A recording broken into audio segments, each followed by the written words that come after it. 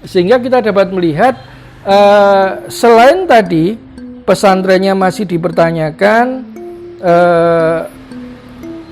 corak keagamaan Sadra ini juga corak keagamaan yang sifatnya klinik yang waktu itu umum berlaku di masyarakat Jawa yang kalangan awam.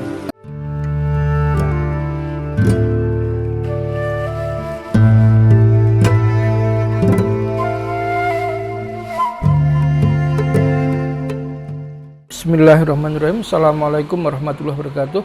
Alhamdulillahirabbil alamin wassalatu wassalamu ala asyrofil mursalin wa ala alihi wa ashabi ajmain amma ba'du. Melanjutkan pembahasan tentang Kiai Sadra ini cukup menarik kalau kita bahas. Tentu saja nanti kita perlu mengupas lebih jauh mengapa disebut Kiai Sadra. Apakah kekiaian Sadra ini terkait dengan kekiaian seorang pemimpin pesantren, ataukah kiai dalam untuk penyebutan yang lain? Nah, ini menarik karena memang antara tradisi budaya Jawa Timur dengan Jawa Tengah itu berbeda.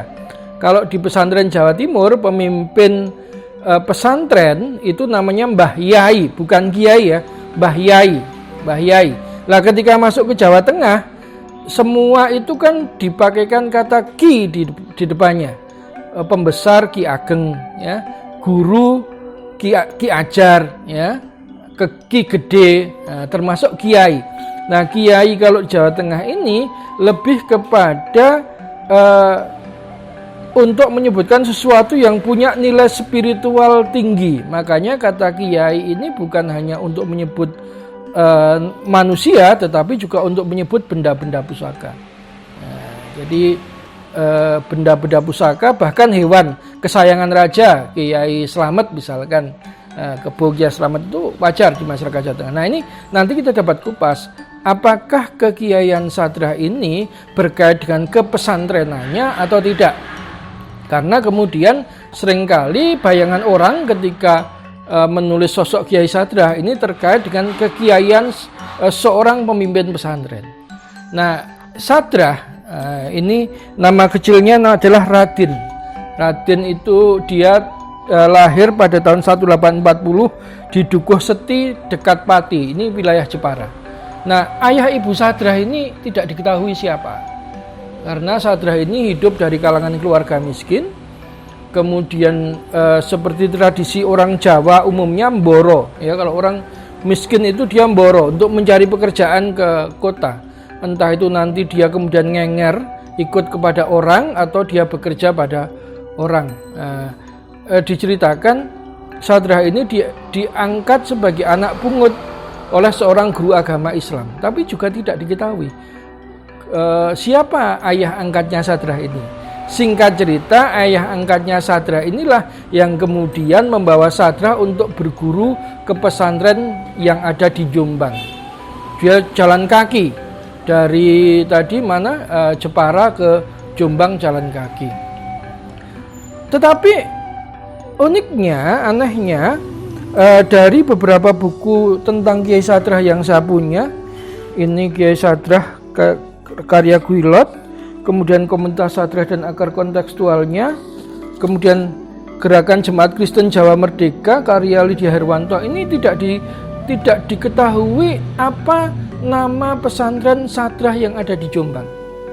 Nah, satu-satunya nama pesantren yang ada di Jombang itu yang di mana Sadra melakukan studi itu di karya Lydia Herwanto disebutkan di pesantren Gontor Ponorogo. Tentu ini ahistoris karena waktu itu Gontor belum berdiri, gitu loh. Sehingga perlu dirunut apakah Sadra ini berguru ke pesantren mana, baik di Jombang maupun Gontor. Itu bergurunya di pesantren mana? Karena bisa jadi Sadra ini sebenarnya tidak berguru ke pesantren. Dia hanya orang luar pesantren yang ikut ngaji. Jadi kalau dalam istilahnya Kiai Ahmad Baso, santri zaman dulu itu kan ada santri yang memang dia santri menetap di pondok, ikut belajar kitab secara urut. Ada santri yang dia hanya ikut ngaji, tetapi dia tidak menetap di pondok. Jadi ini tidak bisa sebenarnya disebut sebagai santri, ini hanya santri ngemperan, ya, santri ngemperan, santri kalong gitu ya. Nah, kemungkinan Sadrah ini tipe santri yang seperti ini. Jadi sesekali dia ikut ngaji di pesantren, bukan dia menjadi murid di pesantren. Di bukunya Lia Herwanto ini disebutkan pada saat dia belajar di Jombang inilah kemudian dia pergi ke Mojowarno, tempat pusatnya Kristen tadi. Dia bertemu dengan seorang penginjil yang bernama Jelesma. Dari sinilah kemudian Sadrah ini di sela-sela ngaji di pesantren itu juga ngaji tentang Kristen pada Jelesma di Mojowarno ini. Dari sini saja sudah jadi bahan pertanyaan. Kenapa? Kalau dia santri yang menjadi siswa di sebuah pesantren yang sistemnya boarding itu sangat keras. Tidak bisa santri itu keluar masuk seenaknya sendiri dari pesantren. Sehingga prediksi saya kemungkinan Sadrah ini hanyalah orang luar yang sesekali ikut ngaji di pesantren. Dia bukan betul-betul seorang santri yang ngaji urut kitab-kitabnya. Kenapa? Ini terbukti misalkan satu peninggalan Sadrah yang terkait dengan Islam di Karangjoso. Kalau di bukunya Kilo itu disebutkan dari ratusan buku peninggalan Sadrah itu, buku tentang Islam hanya satu yang bertuliskan huruf Arab pegon. Nah, ini harus ditelaah. Kitabnya apa ini yang ditinggalkan Sadrah yang berarti? Yang lainnya tidak ada kitab pesantrennya. Jadi seperti itu. Sehingga dari sini kemudian ketika gelar Kiai Sadrah ini dikaitkan dengan kepesantrenan, ini jelas tidak tepat, ya. Kemudian yang kedua, bahkan santri pun masih dipertanyakan. Apakah dia santri yang betul-betul santri dalam artian dia seorang santri yang hidup tinggal boarding, ya, di pesantren, jadi di asrama gitu ya, ataukah dia hanya santri yang sesekali datang ke pesantren untuk mengaji. Itu yang pertama tentang kekiaian Sadrah. Kemudian yang kedua, kalau kita melihat akhirnya pertemuan Sadrah dengan Jelesma di Mojowarno, kemudian ketika Sadrah pindah ke Semarang, dia tinggal di Kauman, dia bertemu dengan salah satu murid Jelesma yaitu Pendeta Hoizu. Itu juga kita lihat sebetulnya intensitas pengkajian Sadrah itu lebih intens ke agama Kristen daripada ke agama Islam. Ini kalau hitung-hitungan kasarnya, karena riwayat kepesantrenannya memang tidak jelas. Sadrah ini ada di mana, dia nyantri di mana, ini tidak jelas. Sehingga nanti mengapa kemudian Kiai Sadrah itu disebut sebagai kiai dalam Lia Herwanto disebutkan ya karena pada saat itu orang Jawa itu taunya kalau pimpinan agama disebut kiai, sehingga kemudian ketika Sadrah membangun gerejanya di Karangjoso Purworejo, murid-muridnya tinggal di sekitar Sadrah mendirikan bangunan gereja yang bentuknya mirip masjid, hanya saja nanti atasnya bukan bulan bintang tetapi cakra gitu ya. Dan Sadrah sendiri menyebutnya sebagai masjid Kristen dengan ritual yang seperti itu, ada pukul beduk, kentongan, khutbah, kemudian ada selamatan. Itu maka kemudian dia disebut sebagai kiai. Jadi dia disebut sebagai kiai karena dia memimpin komunitas orang beragama.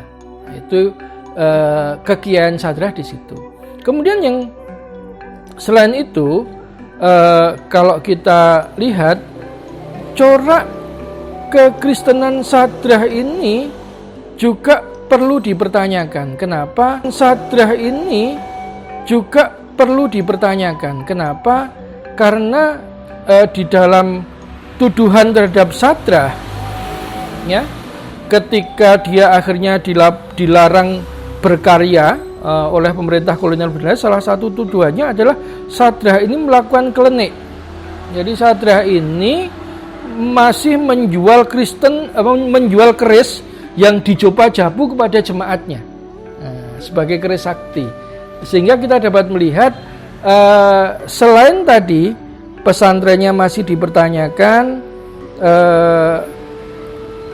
corak keagamaan Sadra ini juga corak keagamaan yang sifatnya klinik yang waktu itu umum berlaku di masyarakat Jawa yang kalangan awam. Seperti itu. Jadi selain itu juga nanti Sadra ini masih melakukan sedekah bumi. Sedekah bumi. Tidak hanya itu, Sadra juga masih melakukan upacara 7 hari kematian. Karena waktu itu jemaat Sadra itu kan banyak diejek oleh orang-orang sekitar gerejanya Sadra. Wong mati kok nak diurus koyok kucing. Gitu. Itu orang Jawa kan seperti itu. Dalam artian begitu dibubur ya sudah tidak diapakan. Akhirnya Sadra kemudian juga membuat upacara semacam yasinan dan tahlilan. Tapi cuma 7 hari. Dan tidak hanya itu, ketika orang itu meninggal pada saat pemberangkatannya, itu Sadra juga doanya dengan menggunakan bahasa Arab.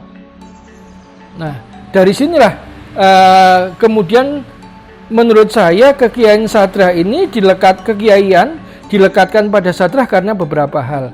Yang pertama karena dia pemimpin komunitas keagamaan yang waktu itu orang Jawa taunya kalau pemimpin komunitas keagamaan ya berarti kiai. Kalau ada orang mati itu juga masih didoakan dengan bahasa Arab oleh Sadra, gitu kan. Nah, karena waktu itu doa bahasa Arab itu kalau bayangan orang Jawa itu hanya para kiai yang bisa melakukan. Di samping itu, kiai dalam pengertian Sadra ini punya kekuatan kanuragan yang tinggi. Seperti ketika dia masih memberikan keris kepada pengikutnya yang dianggap keris itu sakti dan sebagainya. Jadi itu kekiaian Sadra itu ada pada 3 poros itu. Ya. Nah, sehingga tidak benar sekali lagi kalau kemudian kekiaian Sadra itu berkait dengan kepemimpinan seorang guru di pesantren. Itu mungkin yang awal yang bisa saya